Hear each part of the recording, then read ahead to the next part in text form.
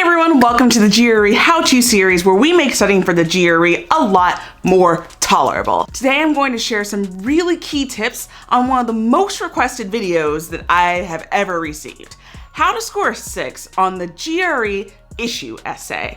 And make sure you stay until the very end so that you don't miss the most important thing. All right, stay tuned.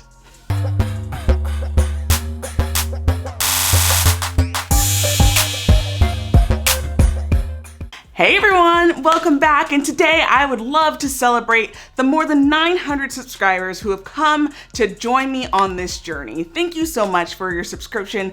It means a lot to me because it means that what I'm doing is actually giving you value, and I am just so honored to be able to make a small contribution to your success story. So whether you're here for the God, goals, or grad school, or just some GRE goodness, I thank you because that's what keeps me going. It makes me really happy to see the new subscribers every single day. So thank you. Thank you so much for supporting me. And thank you to everyone who has been requesting this video.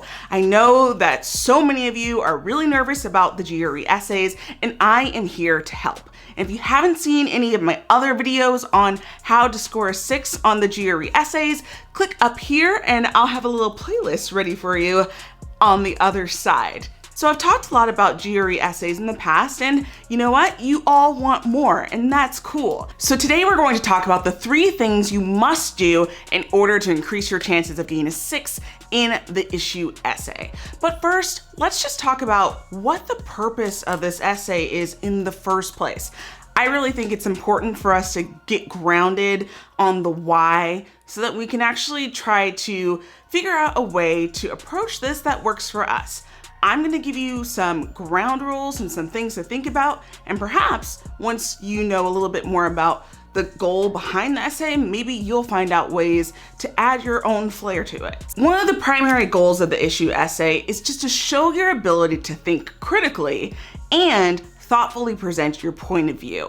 So it's going to be really important that you do both of those things before you put your pen to paper or, fingers to keyboard. This is not the time to memorize an essay. This is not the time to memorize something that you've read off the internet before to put in there. That's actually called plagiarism. And ETS, the test makers, have a system to make sure that none of the content there is plagiarized or looks similar to another test taker's essay. So let's not try any of these funny business. Let's make sure that we are actually gaining these scores the honest and ethical way, because character counts, right? Because it's important for you to think critically, I want you to make sure that you're paying attention to the prompt and you're actually thinking about things that are going to help you along the way and stay organized. And you want to make sure that you are managing your time so that you can do that second part of the goal, thoughtfully present your point of view. And the only way you can do that is to show organization throughout and saving some time to make sure you catch some of the mistakes that you may have made, or to tweak some things to make sure that everything makes sense. Let's move on to the 3 things that you must do in order to earn a 6 on the issue essay. You have to take a stand. It's so important for you to be very clear about where you stand and you articulate that, because the test makers don't really like it if you are a little bit too wishy-washy or if you equivocate, if you want a GRE word.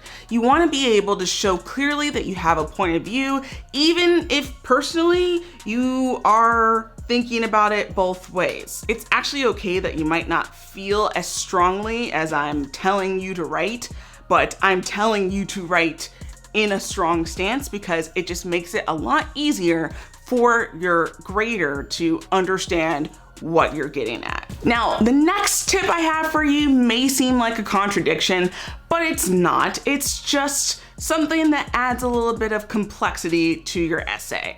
The second thing that I want to make sure that you do is acknowledge the other side of the argument. Now, like I said, I didn't say equivocate, but it's just really important to show that you have at least considered some alternative arguments. Because think about it. if you were to see someone who has this one opinion and that they just think that this is it, and they're just not open to any other explanations or facts, then that is kind of a turnoff when it comes to at least a persuasive argument.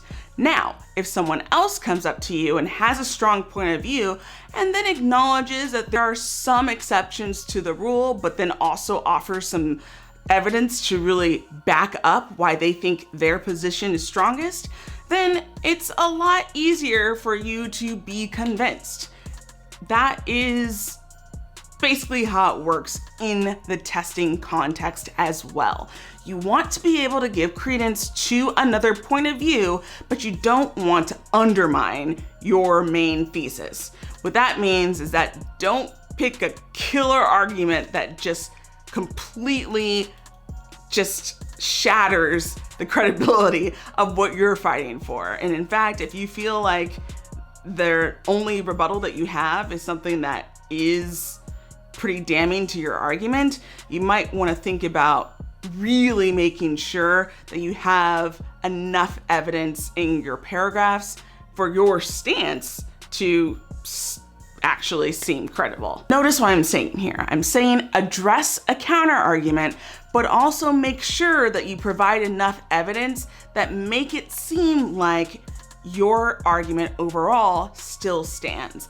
And what I mean by that is that you provide some evidence or some kind of flaw in the logic of the counter argument to make sure that your argument still seems the strongest. How do you do that? Well, think about misleading numbers, think about exceptions to rules, think about things that would actually make it a little bit harder for the counter argument to stay consistently true against what your primary stance is. It's going to be really important that you just, you're not just putting out a counter argument and moving on. You want to at least be able to acknowledge it and address it and then fill in the gap that counter argument might be uncovering for you. And the last thing for you to do is probably the most important thing, because if you don't do this, you can't even score above a 4 on this. And that is to follow the explicit directions. This is not the time to gloss over the prompt or the direction, because there's always a key point or a key structure that the test makers are expecting you to address. And if you do not address that, then you cannot score above a 4, which is not what you're going for, okay? You wanna make sure that you position yourself to get as close to a 6 as possible. So the prompt might ask you to do what I already told you to do in number 2, and that's great. I think that it's really important to always acknowledge a little bit of the complexity, because it just shows your ability to think critically, which, if you remember in the beginning of the video, I said was one of the primary goals of the essay.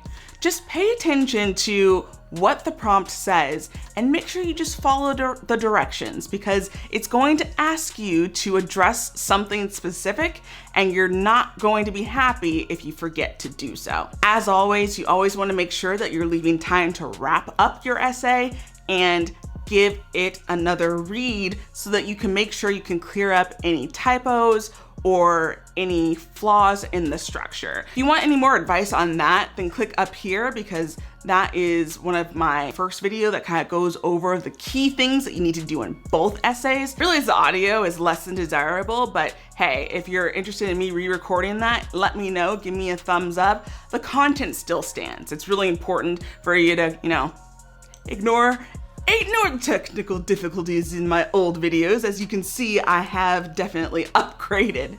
So thank you for that. Your support is definitely something that really inspires me to continue to up the ante and the quality of my videos. And if this video was helpful for you, give me a thumbs up. If you haven't subscribed yet, I'd really appreciate you doing so, because that helps me, it helps other people discover this free content to help people do their absolute best on the GRE.